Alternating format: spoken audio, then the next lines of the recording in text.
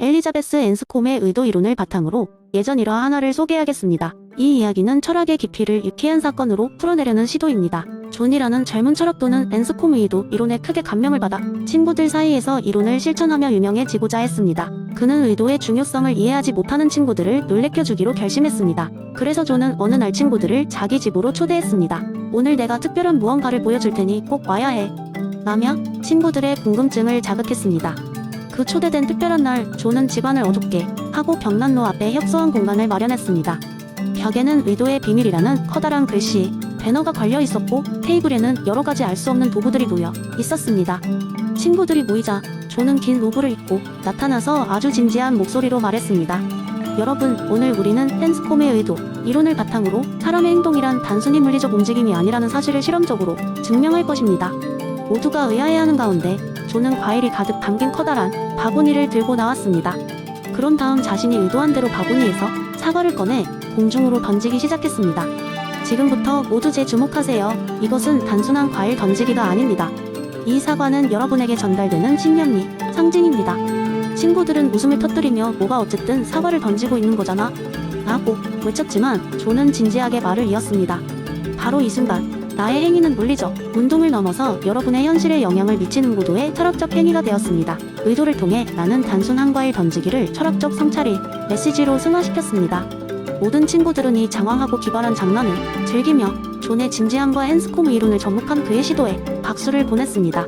그날 이후로 친구들은 어떤 행동을 할 때마다 이게 정말 의도된 행위인가? 라고 농담을 던졌고 존은 앤스콤의 의도 이론을 유쾌하게 해석한 철학도의 대명사가 되었습니다. 이렇듯 앤스콤의 의도 이론은 단순 한 학문적 논의를 넘어 일상의 행동들을 더 깊게 이해하고 해석하는 재미있는 방법으로 활용될 수 있었습니다. 이는 또한 도덕적 책임과 사회적 맥락을 고려하는 데 있어서도 큰 깨달음을 주었죠. 두 번째 이야기, 한적 한 시골 마을에 희망의 병아리 온실이란 이름의 작은 카페가 있었습니다. 이곳은 유명하지는 않았지만 마을 주민과 몇몇 지나는 여행자들 사이에서는 생각을 정리하는 곳으로 비밀스럽게 알려져 있었습니다. 그 이유는 이곳의 주인장, 오래된 철학 교수였던 할아버지 때문이었습니다. 할아버지의 이름은 윌리엄이었고 그는 손님들과 철학적인 대화를 나누는 것을 즐겼습니다. 특히 그는 버나드 윌리엄스의 완전한 삶의 불가능성 이론을 좋아했습니다. 하지만 손님들에게 딱딱하게 철학 이야기를 해도 흥미를 잃기 쉬웠기 때문에 할아버지는 손님들에게 이 이론을 설명할 때 항상 재미있는 이야기를 덧붙였습니다. 어느 날 젊은 여행자 한 명이 카페에 들렀습니다. 그는 세계 일주를 하며 삶의 진정한 의미를 찾으려는 젊은이였습니다. 피곤한 얼굴로 에스프레소 한 잔을 주문하며 할아버지에게 물었습니다. 여기 오면 삶의 의미를 찾을 수 있다는 소문을 들었어요. 어디에 숨겨 놓으셨나요? 할아버지는 미소 지으며 말했다. 그 의미라는 것이 바로 저 병아리 온실에 있단다. 그런데 쉽진 않을 거야. 젊은이는 호기심을 못 이기고 온실로 들어갔습니다. 그곳에는 병아리 수십 마리가 지저김을 멈추지 않고 울어대고 있었죠. 각 병아리는 다른 방향으로 달려가려 했고 한순간도 조용하지 않았습니다.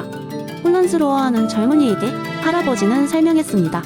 저 병아리들은 우리 삶 속에 존재하는 수많은 가치와 목표들이야. 모두 다르게 울고 다르게 움직이고 서로를 방해하곤 하지. 우리가 그걸 통제하거나 하나로 만드는 건 어렵지. 젊은이는 병아리들을 보며 머리를 긁적였습니다. 하지만 그러면 의미란 게 없다는 건가요? 저는 그래서 여행을 떠난 건데. 할아버지는 고개를 저으며 말했다. 아니란다. 의미란 비록 완전할 수 없지만 다양한 목소리 사이에서 조화를 찾으려는 노력 속에서 발견되는 걸지도 몰라. 의미란 꼭 하나의 길이 아닐 수 있지. 각각의 소리 중 일부를 듣고 그 사이의 혼돈 속에서 순간적인 기쁨이나 깨달음을 찾는 것이 아닐까? 그러면서 그는 덧붙였습니다. 완전한 조화는 불가능할지라도 병아리들이 멋진 여행이지. 젊은이는 병아리들의 소음을 들으며 조용히 웃었습니다. 그는 할아버지의 말에 깊은 인상을 받았고 비록 답은 찾지 못했지만 길을 걷는 이유를 새롭게 발견한 듯 했습니다. 마을을 떠나면서 그는 온실에서 병아리가 내는 모든 소리가 각자 나름의 의미를 지녔다는 것을 깨달았습니다. 그리고 그 불완전함 속에서 자신의 이야기를 써 내려가는 것이 정말로 중요한 것임을 알게 되었습니다. 이처럼 윌리엄 할아버지는 단순한 이야기로 인생의 복잡성과 그 아름다움을 전하고 있었습니다. 희망의 병아리 온실은 그야말로 다양한 가치들이 어지럽게 얽혀있는 우리 삶의 축소판일지도 모릅니다. 세 번째 이야기, 옛날 옛적 평화롭던 작은 왕국이 있었습니다. 그곳에는 지혜롭고 친절한 왕이 다스리고 있었는데 그 왕에게는 두 명의 공정 철학자가 있었습니다. 한 사람은 낙천적이고 웃음이 많은 파블로였고 다른 한 사람은 걱정이 많고 언제나 뭔가에 고민하는 마르코였죠. 어느 날 왕은 국가의 미래를 위해 두 철학자에게 가장 중요한 인생의 교훈을 찾기 위한 여행을 떠나라고 명령했습니다. 파블로와 마르코는 서로 반대되는 성격이었지만 함께 여행을 떠나게 되었죠. 여행 중 두 사람은 크고 작은 어려움에 부딪혔습니다. 첫 번째 목적지였던 산을 오르고 있을 때 돌이 쏟아져 내려오는 바람에 지름길이 막혀버렸습니다. 이 상황에서 마르코는 왜 이런 일이 일어난 거지?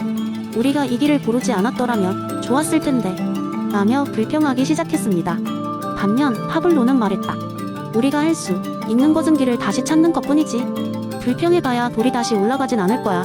그들은 결국 원래보다 더 어렵고 긴 길을 뺏게 산을 넘었고 도중에 아름다운 풍경을 즐기며 오르던 중 파블로는 에픽테토스의 내외적 구분 이론에 대해 이야기했습니다. 마르코, 우리는 돌이 쏟아져 내리는 것을 막을 수는 없었지만 그에 대한 우리의 태도는 우리가 결정할 수 있었어. 외부의 상황을 변화시킬 순 없지만 우리가 그것에 어떻게 반응할지는 온전히 우리의 선택이야. 마르코는 처음에는 이 말을 이해하지 못했지만 그들의 여행 중 일어나는 다양한 사건을 겪으며 점차 깨닫게 되었습니다. 늪에 빠졌을 때도 비를 맞아 온몸이 젖었을 때도 파블로는 그 상황 속에서도 긍정적인 면을 찾아냈습니다.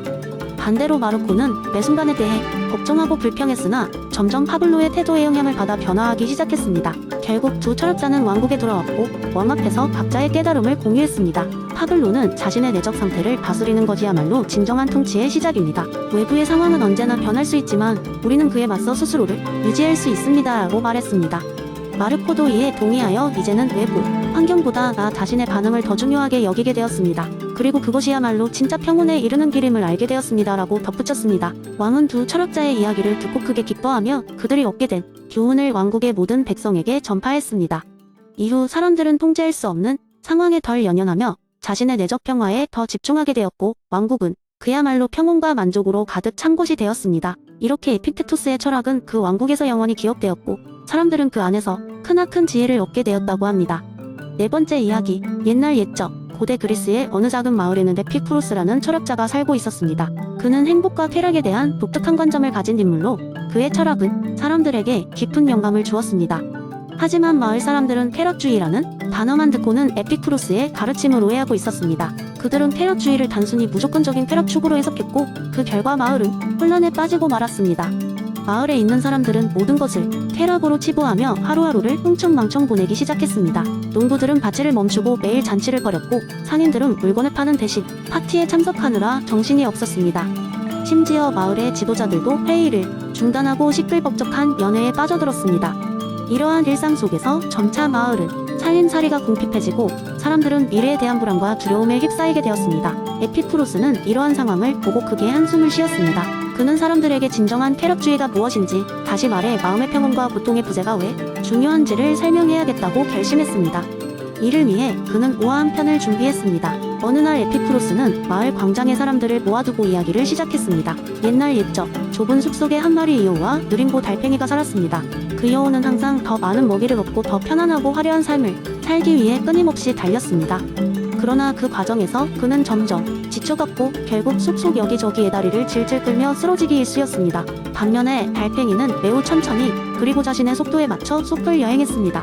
그는 자신이 가진 작은 껍질집을 소중히 여기며 그 안에서의 평온함을 즐겼습니다. 달팽이는 가진 것이 많지 않았지만 자신을 둘러싼 아름다운 자연을 감상했고 작지만 충분한 삶의 기쁨을 누렸습니다. 어느 날 달팽이가 여우를 만났습니다. 여우는 피곤하고 푸석하게 변해 있었고 달팽이에게 말했습니다. 나는 왜 이렇게 지쳤을까? 나는 항상 더 많은 것을 쫓아다녔는데 왜 행복하지 않을까? 달팽이는 여우를 바라보며 부드럽게 미소 지었습니다. 친구여, 진정한 행복은 더 많은 것을 가지는 데서 오는 것이 아닙니다. 오히려 우리가 가진 것에 만족하고 현재의 순간을 즐길 수 있을 때 비로소 진정한 마음의 평온을 찾을 수 있습니다. 그제야 여우는 깨달았습니다. 그는 더 이상 숲 여기저기로 쫓아다니지 않고 작은 기쁨을 찾기 위해 눈을 돌렸습니다. 그리고는 비로소 마음의 평온함 속에서 진정한 쾌락을 발견하게 되었습니다. 에피쿠로스는 이야기를 마치며 사람들을 바라봤습니다. 마을 사람들은 자신의 행태를 돌아보았고 그제야 에피쿠로스의 쾌락주의가 무엇을 의미하는지 이해하기 시작했습니다. 그들은 자신의 욕망을 적절히 조절하고 과도한 두려움을 피하며 매일의 작은 행복을 찾기로 결심했습니다. 그렇게 마을은 다시 평온과 번영을 되찾을 수 있었습니다. 이 이야기는 에피쿠로스의 철학을 온전히 이해하고 실천하려는 사람들에게 큰 교훈을 주었습니다. 마을 사람들은 이제 단순한 쾌락을 쫓는 것이 아니라 진정한 행복을 추구하는 삶을 살게 되었습니다.